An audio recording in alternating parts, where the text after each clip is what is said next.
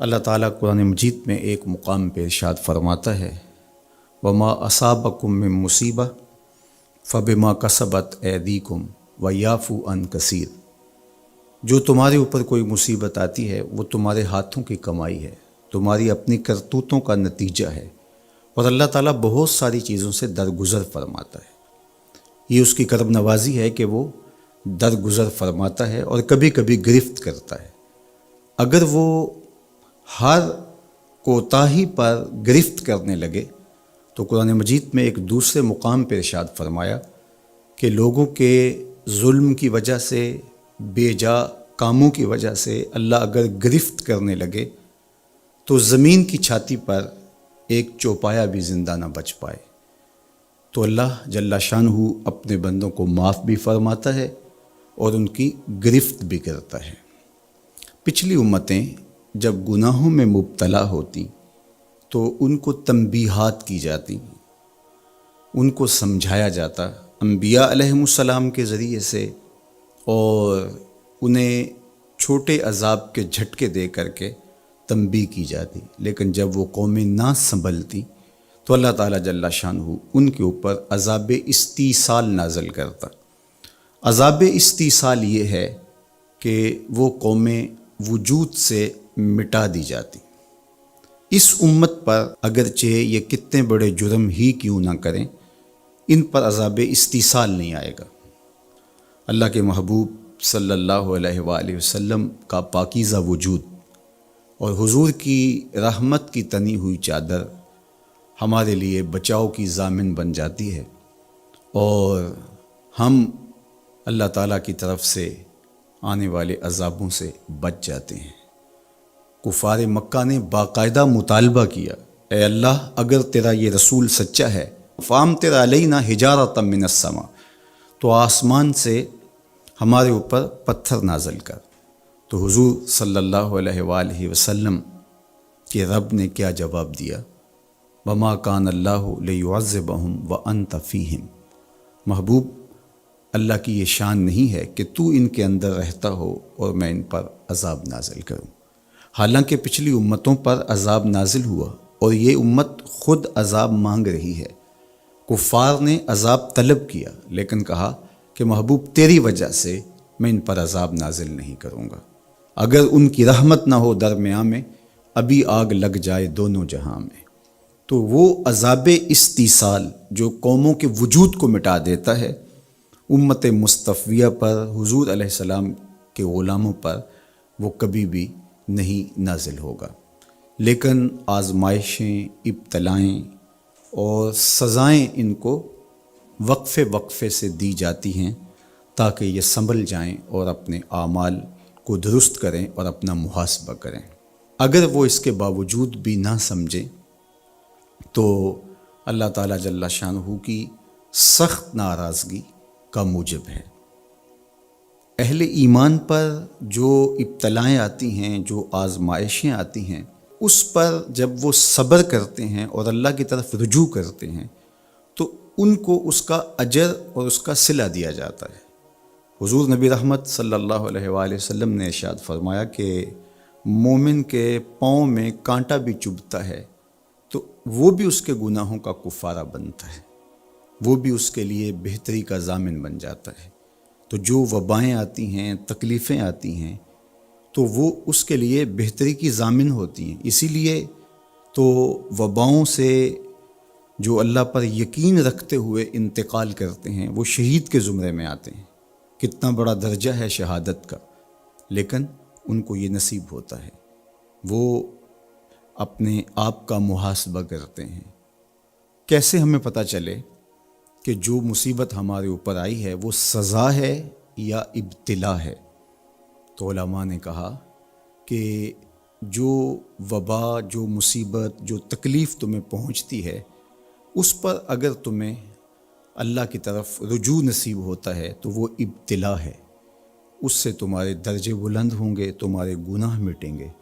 اور اگر ان آزمائشوں، ان امتحانات اور ان وباؤں کے باوجود بھی تمہارا اللہ کی طرف رجوع نہیں ہوتا اور تم اسی طرح اپنی زندگی کو گزارتے ہو جس طرح اس سے قبل گزارتے ہو تو وہ تمہارے لیے سزا ہے۔ تو مجھے اور آپ کو اس موقع پر دیکھنا ہوگا کہ ہم کس مرحلے سے گزر رہے ہیں، ہماری کیفیت باطن کیا ہے۔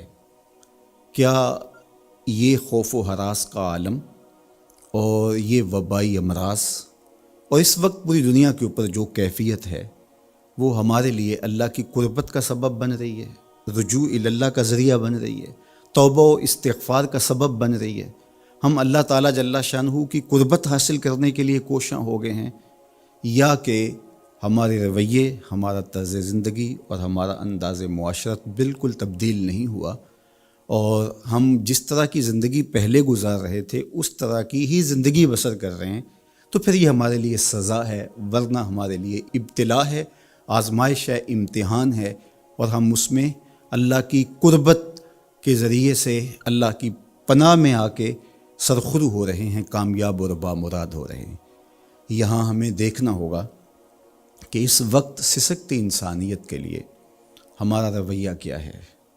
کیا ہم نے اشیاء خورد و نوش سے لے کر کے ضروری ادویات تک اور انسانی ضرورت کے لیے اس وبا سے بچنے کے لیے جو ماسک پہنا جاتا ہے اس کو حصول زر کا ذریعہ بنایا، یا کہ ہم انسانیت کی خدمت کے لیے اس وقت میدان عمل میں موجود ہیں؟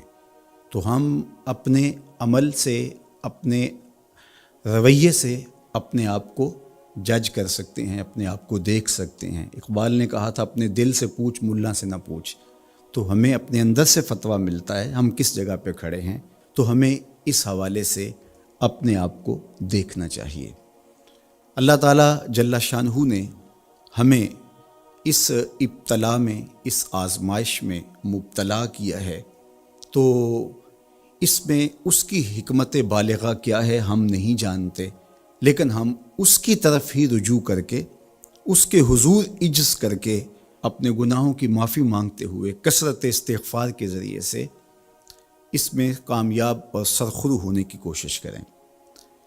اللہ جل شانہ کے محبوب علیہ السلام نے ہمیں مشکلات سے صبر کے دامن کو تھام کر گزرنے کی تلقین کی ہے، اور صبر اجر کا ضامن بنتا ہے، اور اگر بے صبری کے ذریعے سے اور واویلے کے ذریعے سے ہم وقت گزارتے ہیں تو تکلیف تو اس سے کم نہیں ہوتی، لیکن اجر برباد کر بیٹھتے ہیں۔ ہمیں ایسی مشکل گھڑیوں میں صدقہ و خیرات کے ذریعے سے اللہ کی قربت اختیار کرنے کا حکم دیا گیا۔ فرمایا گیا داو مرداکم بالصدقہ، اپنے مریضوں کا علاج صدقے سے کرو، تمہارے امراض کا علاج صدقے میں چھپا ہوا ہے۔ جب تم صدقہ کرتے ہو تو مشکلیں ٹلتی ہیں، تکلیفیں دور ہوتی ہیں، اور پھر تضرع کے ساتھ، زاری کے ساتھ، دعاؤں کے ساتھ، التجاؤں کے ساتھ اللہ کے حضور پیش ہو جاؤ۔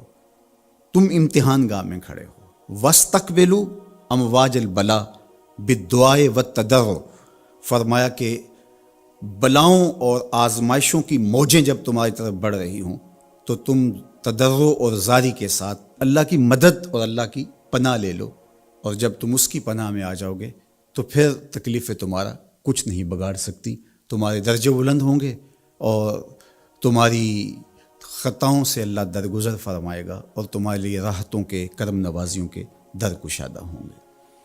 اللہ جل شانہ کی بارگاہ میں ہم دعا بھی کریں، کثرت کے ساتھ استغفار بھی طلب کریں، چونکہ استغفار ہمارے لیے تریاق کا درجہ رکھتا ہے، بالخصوص جب ہم ان حالات میں ہیں۔ حضرت سیدنا عمر رضی اللہ تعالی عنہ فرماتے ہیں لو نزلت صاعقۃ من السماء ما اصابت مستغفرا، آسمان سے کڑکتی ہوئی بجلیاں بھی نازل ہوں تو جو استغفار کر رہا ہوگا وہ ان سے محفوظ رہے گا۔ تو استغفار کرنے والا اللہ جل شانہ کی پناہ میں آ جاتا ہے، اس کی حفاظت کے حصار میں آ جاتا ہے۔ حضرت امام شافعی علیہ رحمہ فرماتے ہیں کہ میری زندگی کا نچوڑ، میں نے جو دین پڑھا ہے، دین سمجھا ہے، تو اس کا خلاصہ یہ ہے کہ ما رأیت انفع للوباء من التسبیح، وباؤں اور ابتلاؤں کے اندر تسبیح سے بہتر میں نے کوئی وظیفہ نہیں پایا ہے۔ تو جب آپ اللہ کی تسبیح بولتے ہیں، اس کی پاکی بولتے ہیں، تو آپ اللہ کی رحمتوں کے حصار میں آ جاتے ہیں، اس کی پناہ میں آ جاتے ہیں۔ تو اللہ تعالیٰ جل شانہ آپ سے مصیبتوں کو اٹھا لیتا ہے، تکلیفوں کو اٹھا لیتا ہے۔ تو استغفار طلب کیجئے، اللہ کی تسبیح بولیے، اور قرآن مجید کی کثرت کے ساتھ تلاوت کیجئے۔ آج جب کہ فرصت کے لمحے ہمارے ہاتھ آ ہی گئے ہیں اور ہم کسی وجہ سے گھروں میں بیٹھ ہی گئے ہیں، تو اس موقع پر ہمیں کتاب اللہ کے ساتھ جڑنا چاہیے۔ کتاب اللہ کے ساتھ ہمارا تعلق جتنا مضبوط ہوگا، اللہ پر یقین اتنا ہی پختہ سے پختہ تر ہوتا چلا جائے گا۔ لیکن آج اگر سویر سے لے کر شام تک اور شام سے لے کر سویر تک ہم اپنا وقت یوں ہی برباد کر رہے ہوں اور ہمیں قرآن مجید کھول کر کے پڑھنے کی توفیق بھی میسر نہ آئے، تو پھر اس کا مطلب یہ ہے کہ ہم اس سزا کو کاٹ رہے ہیں، اس ابتلا سے اللہ کی قربت حاصل نہیں کر رہے۔ تو قرآن مجید کی تلاوت ہمیں اللہ کی قربت دیتی ہے، بلکہ ایک روایت میں آیا کہ جو شخص قرآن مجید کی تلاوت میں مشغول رہا اور اس مشغولیت کی وجہ سے اس کو دعا مانگنے کا موقع بھی نہ مل سکا، اللہ اس کو دعائیں مانگنے والوں سے زیادہ عطا فرمائے گا، چونکہ وہ اللہ کے کلام کے اندر مصروف ہو گیا۔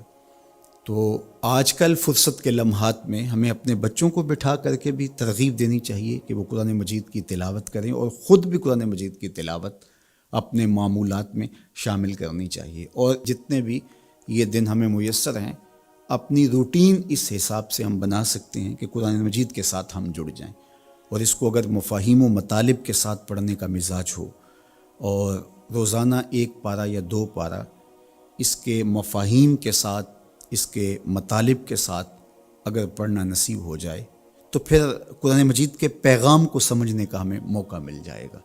چونکہ یہ کتاب ہمارے آقا و مولا حضور ختم المرتبت صلی اللہ علیہ وآلہ وسلم کی وساطت سے ہمارے نام ہمارے رب کا پیغام ہے، سندیسہ ہے ہمارے رب کا۔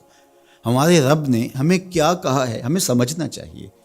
دنیا کے کسی ایسے ملک سے میرے اور آپ کے نام کوئی خط ہو اور اس زبان میں ہو جو زبان میں نہیں جانتا، تو اتنی دیر تک میں چین سے نہیں بیٹھتا، آپ چین سے نہیں بیٹھتے جب تک اس کے مندرجات معلوم نہیں کر لیتے، اس میں خوشی کی خبر ہے یا کوئی غم کا قصہ ہے، یہ خط میرے نام کیا پیغام لے کر آیا ہے۔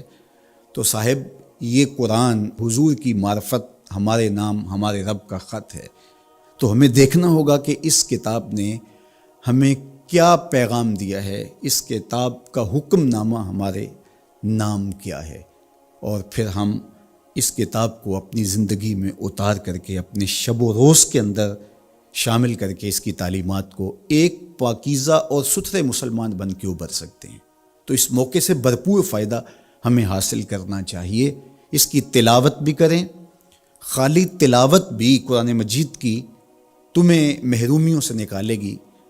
حضرت اقبال علیہ الرحمہ نے اپنے ایک دوست کو خط لکھا کہ قرآن مجید اگر مفاہیم و مطالب کے ساتھ تمہیں نہیں بھی پڑھنا آتا تو پھر بھی اس کی تلاوت کو معمول زندگی بناؤ، اس لیے کہ ناظرہ قرآن پڑھنے سے بھی قلب کا تعلق حضور کے قلب اطہر سے جڑتا ہے، حضور سے قربت نصیب ہوتی ہے اس کتاب کے پڑھنے سے، اس کی تلاوت کرنے سے، چونکہ یہ حضور کے قلب اطہر پہ نازل ہوا ہے، حضور کے سینہ اقدس پہ نازل ہوا ہے، تو اس سے تعلق حضور کے قلب اطہر کے ساتھ جڑنا ہے۔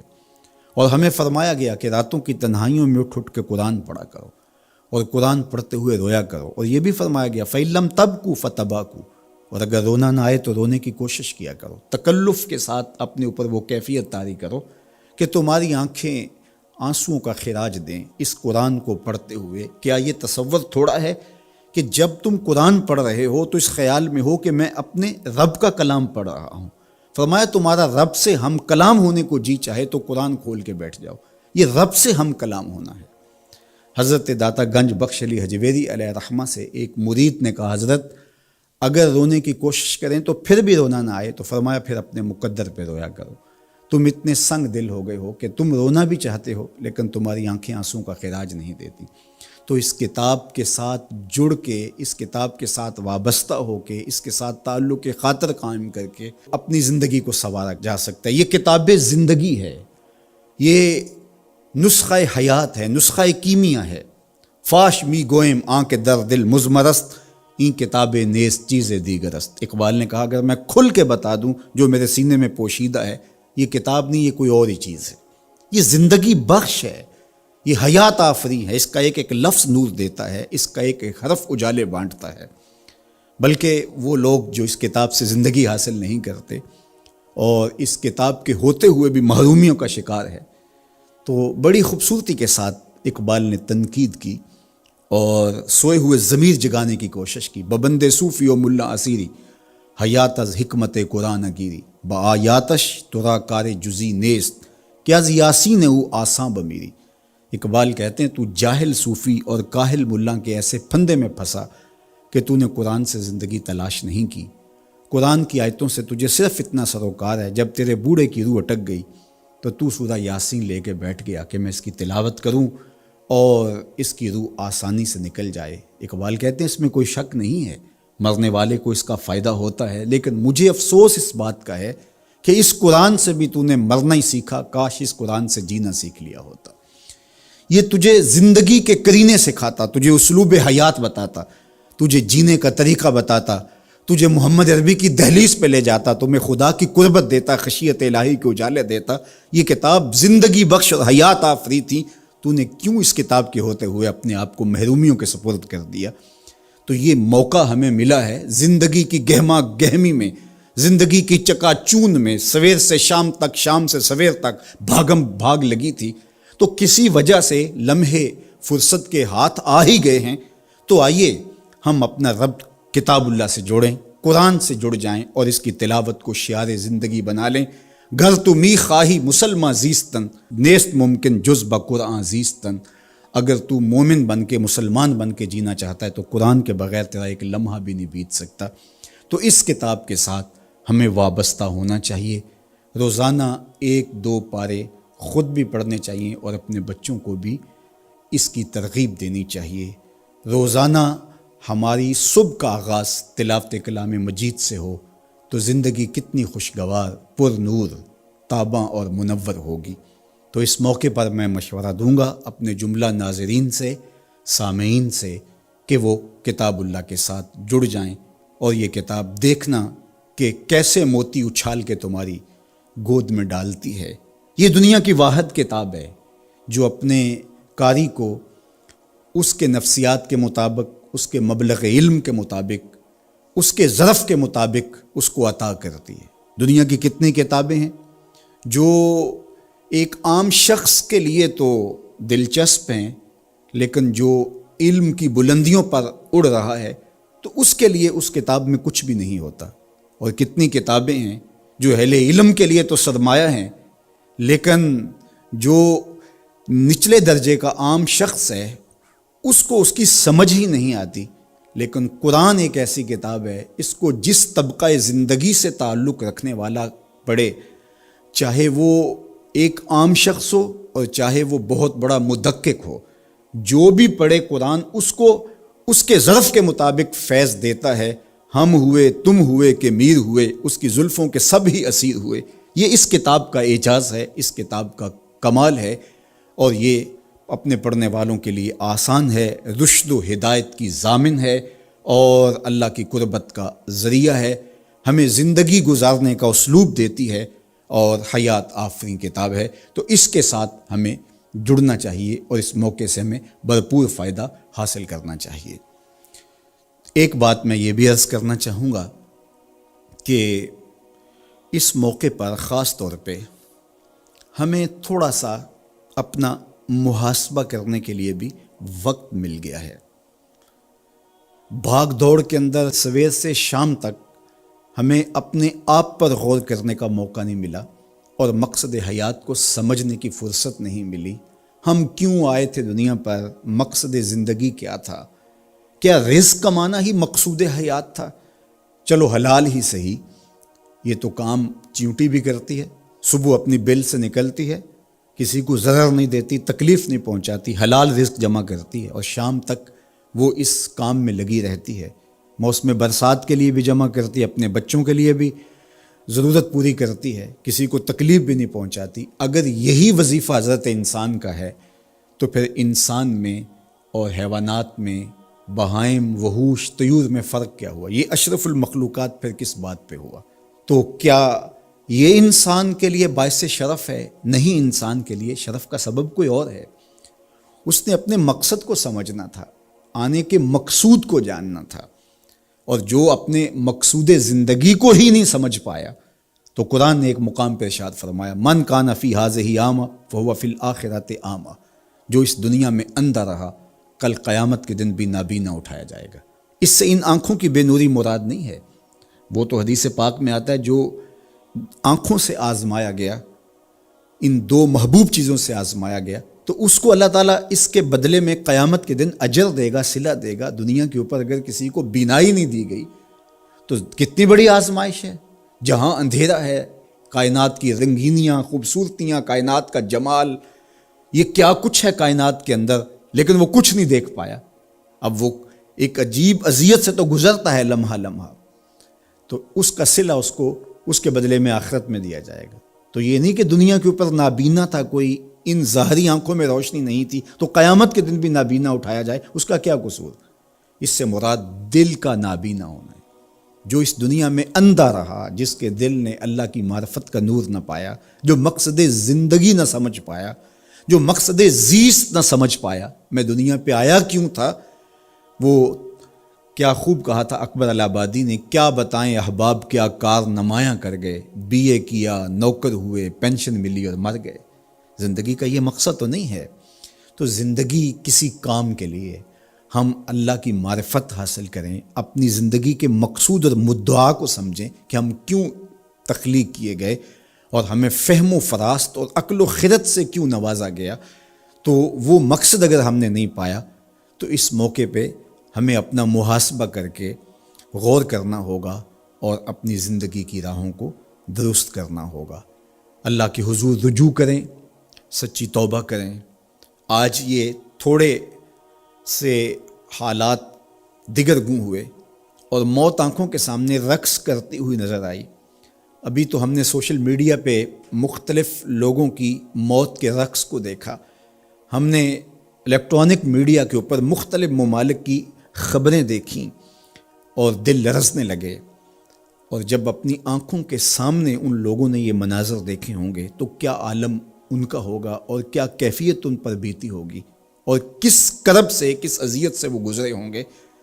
اور ہزاروں انسانوں میں سے کوئی ایک شخص آغوش موت میں اترا، اور اس کی سسکیاں اور آخری لمحے اس کی تڑپ اور اس کی بے چینیاں اور اس کے خاندان کی محرومیاں اور ان کی آنکھوں سے برستے ہوئے آنسو دل لرزا دیتے ہیں۔ تو ذرا 2 لمحوں کے لیے تصور کر لیجئے کہ اربوں انسان ہیں، تو چند ہزار لوگ آغوش موت میں اترے تو ہمارا وجود لرزنے لگا، تو وہ لمحہ کتنا دردناک ہوگا جب یہ زمین بھی لپیٹی جا رہی ہوگی، جب آسمان بھی لپیٹا جا رہا ہوگا، اور ہر ذی روح اس دنیا سے رخصت ہو رہا ہوگا، اور خوف قیامت اور قیامت کا وہ زلزلہ، وہ جھٹکا، اپنے اطراف میں دائیں بائیں آگے پیچھے لاشیں گرتی نظر آئیں گی، اور پھر جسموں کے پرزے اڑتے ہوئے دکھائی دیں گے۔ اذا زلزلت الارض زلزالها واخرجت الارض اثقالها وقال الانسان ما لها یومئذ تحدث اخبارها۔ وہ داروگیر کے لمحے، وہ ایک خوفناک چنگھاڑ اور چیخ، وہ اتنا دردناک لمحہ ہوگا کہ ہول قیامت سے پیدا ہوتے ہوئے بچے کے بال سفید ہو جائیں گے۔ وہ اتنا دردناک لمحہ ہوگا۔ تو وہ لمحہ بھی آنے والا ہے، اور ہم سب لوگ آغوش موت میں اترنے والے ہیں۔ اگر اس وبا سے میں اور آپ بچ کے نکل بھی جاتے ہیں تو کیا موت سے ہم بچ پائیں گے؟ تو یہ ہمارے لیے ایک جھنجھوڑنے کا لمحہ ہے، ہمیں تنبیہ کی جا رہی ہے، یہ تازیانہ عبرت ہے ہمارے لیے، اور ہم اپنی آخرت کی بہتری کے لیے کوشش کر لیں اور دیکھیں کہ یہ لمحات زندگی کے اور یہ گھڑیاں جو آج ہمیں میسر ہیں، ایک وقت آئے گا یہ بھی میسر نہیں ہوں گی، اور اگر آج ہم نے عبرت حاصل نہ کی تو پھر سوائے ہاتھ ملنے کے کچھ نہیں ہوگا۔ وہ ایک فقیر تھا، بازار سے گزر رہا تھا تو لوگوں کو دنیا میں کھوئے ہوئے دیکھا تو دل میں رحم جاگا، تو ان کو سمجھایا کہ یہ سب کچھ دنیا ہی نہیں ہے، اس دنیا کے بعد بھی کوئی جہاں ہے، تم نے کسی کے حضور پیش ہونا ہے اور اپنے اعمال کی جواب دہی تمہارے کندھوں پہ ہے، تو آؤ اپنی آخرت کو یاد کرو اور اپنے رب سے تعلق جوڑ لو۔ لوگوں نے کہا جا بابا کام کر، تجھے کیا پتہ کہ دنیا کی لذتیں کیا ہیں اور ہم کس کام کاج میں لگے ہیں، جا اپنا کام کر۔ وہ شخص دل برداشتہ ہو گیا، وہاں کھڑا ہو کے آنسو بہانے لگا۔ کوئی شخص گزرتا ہوا رکا تو اس نے ایک شخص کو روتے ہوئے دیکھا تو رک کے کہنے لگا کہ کسی نے تجھے تنگ کیا ہے، کسی نے تیرے اوپر کوئی زیادتی کی ہے، تم کیوں رو رہے؟ اس نے کہا کسی نے کوئی زیادتی نہیں کی، بس ان کے رویے نے رلا دیا۔ کہا کیا ہوا؟ کہا گزر رہا تھا، ان کو دنیا میں کھوئے ہوئے دیکھا، دل میں خیال جاگا کہ ان بندوں کی اور رب کی صلح ہی نہ کروا دوں۔ تو کہا پھر کیا بنا؟ کہا وہ تو مان گیا تھا، یہی نہیں مانے۔ وہ تو کہتا تھا لے آ میری دہلیز پہ، میں سارے گناہ معاف کر دوں گا۔ التائب من الذنب کمن لا ذنب لہ، گناہ سے توبہ کرنے والا ایسا ہو جاتا ہے جس طرح اس نے گناہ کیا ہوا ہی نہیں۔ نامہ اعمال سے بھی گناہ مٹا دیے جاتے ہیں، فرشتوں کی یادداشتوں سے بھی محو کر دیے جاتے ہیں، اور گناہ جس جگہ پہ کیے زمین گواہ ہوتی ہے، ہاتھ پاؤں گواہ ہوتے ہیں، سب جگہوں سے محو کر دیے جاتے ہیں۔ اور گناہ سے توبہ کرنے والا ایسے ہوتا ہے جیسے اس نے ابھی ماں کے پیٹ سے جنم لیا ہو۔ تو کہا وہ تو کریم ہے، سورج ابھی مغرب سے طلوع نہیں ہوا، رحمت کا در کشادہ ہے، توبہ کا دروازہ بند نہیں ہوا، تو میرا خیال تھا ان بندوں کی اور رب کی صلح کروا دوں۔ تو وہ تو مانتا تھا، ہم تو مائل بکرم ہیں، کوئی سائل ہی نہیں، لیکن ان سے بات کی تو یہ نہیں مانے۔ خیر وقت گزر گیا، وہی شخص دو ایک دن کے بعد قبرستان کے قریب سے گزرا تو وہی فرد وہاں روتا ہوا پایا گیا۔ تو اس نے پھر اپنی گاڑی، اپنی سواری روکی اور کہا بابا عجیب شخص ہے، بازاروں میں بھی روتا ہے، قبرستانوں میں بھی روتا ہے، آج کیا مسئلہ تجھے ہوا؟ کہا مسئلہ وہی میرا کل پرسوں والا ہے۔ کہا کیا ماجرا ہوا؟ کہا بازار میں گیا تھا اور میرا خیال تھا کہ بندوں اور رب کی صلح کروا دوں، وہ تو مان گیا لیکن یہی نہیں مانے، مایوس ہو کے آج قبرستان والوں کے پاس آ گیا اور یہاں میرا خیال یہ ہوا ان کی اور اس کی صلح کروا دوں۔ تو بڑی دلچسپی سے پوچھا کہ آج کیا بنا؟ کہا آج یہ مان گئے ہیں، وہ نہیں مانتا۔ تو قبل اس سے کہ ہم مانیں، یا لیتنی قدمت لحیاتی، ہائے میں نے یہ زندگی آخرت کے لیے آگے بھیج دی ہوتی، لیکن وقت بیت چکا ہو۔ تو آج وقت ہے، وقت پر کافی ہے ایک قطرہ بھی آب خوش ہنگام کا، جل گیا جب کھیت برسا می تو پھر کس کام کا۔ میں نے تو کتب میں پڑھا ہے کل قیامت کے دن نیکوکار بھی پچھتائیں گے، بدکار بھی پچھتائیں گے۔ بدکاروں کا پچھتانا تو سمجھ میں آتا ہے، نیکوکار کیوں پچھتائیں گے؟ جب وہ اپنے اچھے اعمال کی جزا دیکھیں گے تو وہ پچھتائیں گے، جو چند لمحے ضائع کر دیے وہ بھی کیوں ضائع کر دیے، وہ بھی یاد الہی میں بسر کیے ہوتے۔ اور جنہوں نے اپنی زندگی گناہوں میں گزار دی، خواہشات نفس میں گزار دی، آرزوؤں اور تمناؤں میں بسر کر دی، دو دنی چار کے چکر میں پڑے رہے، دولت کے انبار لگ گئے، پھر بھی نفس رجا نہیں ہے، اندر کی خواہشات تشنا کی تشنا ہی رہیں، پھر بھی سیرابی نہیں ہوئی۔ کوزائے چشم حریصاں پر نشد، تا صدف کانے نشد پر در نشد۔ رومی علیہ رحمہ فرماتے ہیں حریص کی آنکھ کا پیالہ نہیں بھرتا۔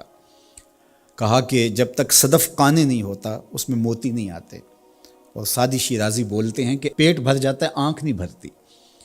تو ساری زندگی حال من مزید کے نعرے لگاتے رہے، جتنا بھی میسر ہوا پھر آگے بڑھتے رہے، آگے بڑھتے رہے، کسی جگہ پہ بھی فل سٹاپ نہ آیا، اور زندگی یوں گزرتی رہی، بسر ہوتی رہی، اور اپنی زندگی برباد کر دی، حتیٰ زرتم المقابر، یہاں تک کہ قبروں میں جا پہنچے۔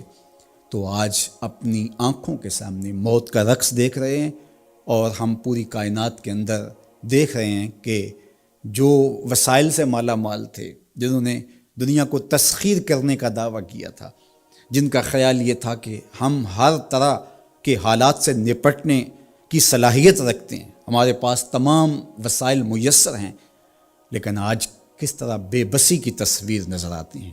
ایک چھوٹا سا وائرس ہے جو خوردبین سے دیکھا جاتا ہے، اور اس نے انسان کو بے بس کر دیا۔ تو انسان کو سمجھنا چاہیے کہ اللہ کی طاقت کتنی ہے۔ ایک تو قیامت کے دن جب لوگ آغوش موت میں ہوں گے اور بڑے بڑے متکبرین، سرکش، متمردین، بادشاہ، شہنشاہ، کج کلا آغوش موت میں ہوں گے، تو اللہ تعالیٰ فرمائے گا آج کس کی بادشاہی ہے؟ تو کوئی نہیں بول سکے گا۔ اللہ فرمائے گا انا المالک، میں بادشاہ ہوں۔ فرمائے گا این المتکبرون، تکبر کرنے والے کہاں ہیں؟ تو کہاں ہوں گے تکبر کرنے والے؟ کوئی سر اٹھانے کے قابل نہیں ہوگا۔ اللہ فرمائے گا میں ہوں متکبر، کبریائی مجھی کو زیبا ہے۔ تو یہ کل جو ماننا ہے تو اچھا نہیں کہ آج ہی مان لیں اور اپنی زندگی کو اس کی راہوں پہ لگا لیں۔ تو یہ مختصر زندگی اللہ کی امانت ہے۔ اللہ جل شانہ ہمیں اس زندگی کو اس کے راستے میں لگانے کی توفیق دے۔ یہ آزمائش کی گھڑیاں، یہ سزا کے جھٹکے، یہ عبرت کے تازیانے، یہ ہمارے سمجھانے کے لیے ہوتے ہیں۔ حضرت امام غزالی فرماتے ہیں یہ ڈوبتا ہوا سورج روز ہمیں بتاتا ہے کہ میاں زندگی پائیدار نہیں ہے، ایک دن تمہاری زندگی کا سورج بھی ڈوب جانا ہے۔ یہ پھیلی ہوئی قبریں، یہ جوانی سے بڑھاپے کی طرف بڑھتے ہوئے لوگ، یہ اٹھتے ہوئے جنازے، یہ سب کچھ تمہیں بتاتے ہیں۔ تم سمجھو اور اپنی زندگی کو خیر کی راہوں پر ڈال لو۔ آج لمحہ ہے زندگی کا موجود لمحہ، اور آج کا پچھتاوا کل کی بہتری کی ضمانت ہوگا۔ کل کا پچھتاوا سوائے حسرت بڑھانے کے اور کچھ نہیں ہوگا۔ اللہ مجھے آپ کو زندگی کی اچھائیاں نصیب فرمائے۔ اج ساوی نے کھلے راوی نے انج ٹوک انوکھڑے ٹوک دے نہیں، ٹر پویں تے پینڈے مک جاندے، کار بیٹھیاں فاصلے مک دے نہیں۔ تو آج ایک ایک قدم بھی چلیں گے تو منزل تک پہنچ جائیں گے، لیکن کل یہ قدم شل ہو جائیں گے، یہ زبان بولنے سے بند ہو جائے گی۔ یہ دارالعمل ہے، وہ دارالجزا ہے، پھر دارالجزا میں عمل نہیں ہوگا، پھر پچھتاوا، پھر ڈاڈا پچھتاوا، سخت پچھتاوا، حسرت پہ حسرت، دکھ، اذیت۔ ہائے کوئی چیخ چیخ کے کہتا تھا میں اس کی بات مان لیتا، میرے گھر میں قرآن پڑھا تھا میں کھول کے دیکھ لیتا، میں مصلحین کی بات سن لیتا، میں اٹھتے ہوئے جنازوں سے کچھ سمجھ لیتا، میں قبرستانوں میں جاتا، ٹوٹی شکستہ قبریں مجھے کوئی کہانی سنا رہی تھی جن کا طوطی بولتا تھا، پھر ان کی قبروں پہ خاک بھی اڑتی میں نے دیکھی، لیکن میں نے کسی سے عبرت حاصل نہ کی۔ میں نے سمجھا کہ یہ جوانی ہمیشہ رہے گی، یہ زندگی ہمیشہ رہے گی، لیکن سارا خواب تھا ٹوٹ کے بکھر گیا۔ تو آج پچھتاوا ہے، تو کل جو پچھتانا ہے تو آج ہی پچھتا لیں اور اپنی زندگی کو اللہ اور اس کے رسول کی راہوں پہ لے آئیں۔ اللہ مجھے آپ کو اپنی راہوں کا مسافر رکھے اور زندگی کو حضور علیہ الصلاۃ والسلام کی اطاعت کے، فرما برداری کے دائرے میں لے آئیں۔ وآخر دعوانا ان الحمد للہ رب العالمین، الحمد للہ رب العالمین، والصلاۃ والسلام علی اشرف الانبیاء والمرسلین۔ اللہ اٹھے ہوئے ہاتھ، پھیلی ہوئی جھولیاں اپنی رحمتوں سے بھر دے، بخت کی بہاریں نصیب فرما دے، مقدر کی خزائیں رخصت کر دے۔ جئیں تو تیرے لیے، مریں تو تیرے دین کے لیے، زندگی کی آخری ہچکی تک تیرے رسول کے وفادار رہیں۔ ہر علت، ہر قلت، ہر ذلت سے رہائی عطا کر دے، اپنے محبوب کے در کی گدائی عطا کر دے۔ نفس اور شیطان کے مکر و فریب سے، دجل و تلبیسات سے ہماری حفاظت فرما۔ اے اللہ ان وباؤں سے نجات عطا کر دے۔ اے اللہ تیری مخلوق تڑپ رہی ہے، سسک رہی ہے، میرے مالک اپنی مخلوق پہ رحم فرما اور اپنا خاص کرم فضل ان پہ نازل کر دے۔ اے اللہ اس وبائی مرض سے نجات عطا کر دے، اپنا خاص کرم فضل اللہ امت مسلمہ کا مقسوم کر دے۔ اللہ میرے وطن کی خیر فرما، میرے ملک کو امن کے اجالے عطا کر دے۔ اللہ میرے ملک کی معیشت کو جمال عطا کر دے، خیر، خیریت، برکت، رحمت اور راحت ہمارا مقدور کر دے۔ اٹھے ہوئے ہاتھ خالی نہ موڑنا، پھیلی ہوئی جھولیاں اپنی رحمتوں سے بھر دے۔ ساری زندگی اپنی چوکھٹ کا فقیر رکھنا، اپنی دہلیز کا نوکر رکھنا، کبھی کسی کا محتاج نہ کرنا، ہمیشہ اپنی چوکھٹ کا فقیر رکھنا۔ اللہ ہم تیرے عاجز، ناتواں، کمزور بندے تیری دہلیز پہ ہاتھ پھیلائے، جھولیاں پھیلائے تیری رحمت کی بھیک مانگ رہے ہیں۔ میرے مالک اپنے کرم سے ہماری جھولیاں اپنی رحمتوں سے بھر دے۔ اس وبائی مرض سے اہل وطن کو، پورے عالم کو نجات عطا کر دے۔ اے اللہ اس مرض کو دور کر دے، اس کو ہواؤں میں اڑا دے، دنیا کے افق سے اس کو غائب کر دے۔ اللہ جو موجود ہے اس کے لیے اپنے کرم سے دوائیں نصیب فرما۔ اے اللہ اپنا خاص کرم فضل اس وطن پاکستان کے شامل حال فرما، جو مسیحا قوم کے اس وقت اس بیماری کے ساتھ نبرد آزما ہیں اور مشکل حالات کے اندر مریضوں کی دیکھ بھال کر رہے ہیں۔ اللہ ان ڈاکٹرز کو حفاظتوں کے حصار میں رکھنا۔ ہماری پاک فوج، ہماری پولیس اور ہمارے ادارے جس طرح اس مشکل گھڑی میں قوم کے ساتھ آ کھڑے ہوئے، اپنی جانوں کو ہتھیلیوں پہ رکھ کے اے اللہ ان کی حفاظت فرما، ان کے اہل و عیال کی حفاظت فرما، ان کے بچوں کی حفاظت فرما، ان کی نسلوں کو خوشبودار رکھنا اور اپنی پناہوں کا حصار عطا کرنا۔ اللہ میرے وطن میں نظام رسول کی بہاریں پیدا کر دینا۔ اللہ خیر اور بھلائی مقسوم کر دینا۔ اے اللہ سسکتی انسانیت کا یہ درد دیکھ کر کے دنیا کے جو کارپرداز ہیں ان کو یہ سوچنے کی توفیق دے کہ کشمیر میں، القدس میں اور دیگر بلاد اسلامیہ کے اندر سسکتی انسانیت کیسے وقت کاٹتی ہے، اور دنیا کے اوپر امن کے لیے پائیدار کوششیں کرنے کی توفیق عطا فرما۔ اللہ ہمارے اٹھے ہوئے ہاتھ خالی نہ موڑنا۔ جملہ ناظرین کی جتنی دعائیں ہیں اللہ اپنے کرم سے مستجاب فرمانا۔ بے اولادوں کی جھولیاں اولاد سے بھر دینا، دکھیوں کے دکھ دور فرمانا، پریشان حالوں کی پریشانیاں دور فرمانا، بیماروں کو شفا عطا کر دینا، بے اولادوں کی گودیاں اولاد سے ہری کر دینا، انہیں اولاد نرینہ بھی بخشنا، اولاد مادینہ بھی بخشنا، اور ان پر اپنی خاص رحمات کا نزول کر دے۔ وصلی اللہ تعالی علی النبی الامین وعلی آلہ واصحابہ اجمعین۔